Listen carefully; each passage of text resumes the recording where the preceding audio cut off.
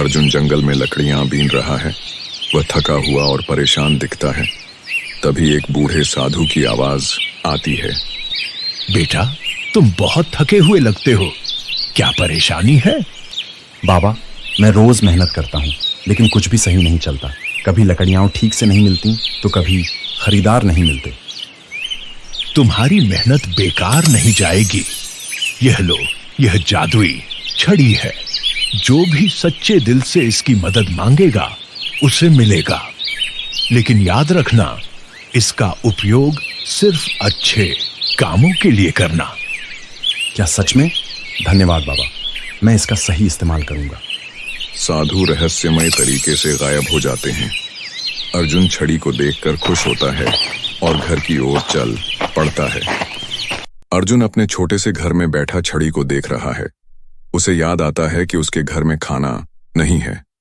वह छड़ी को उठाता है और प्रार्थना करता है, काश मेरे घर में ढेर सारा स्वादिष्ट खाना आ जाए। अचानक मेज पर तरह तरह के व्यंजन आ जाते हैं। गरम गरम रोटियां, सब्जियां, मिठाइयां। अर्जुन खुशी से उछल पड़ता है। वाह, ये तो सच में जादू है।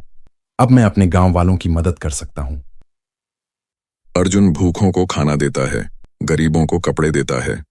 गांव में उसकी दयालुता की चर्चा होने लगती है। लेकिन यह देखकर जमींदार जलने लगता है। जमींदार अपने महल में गुस्से से इधर उधर टहल रहा है।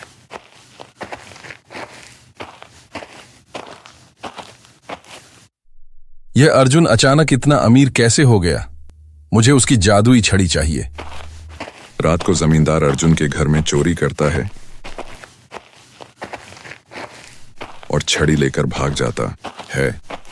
अगले दिन वह अपने महल में छड़ी घुमाकर प्रार्थना करता है, काश मेरे पास ढेर सारा सोना आ जाए।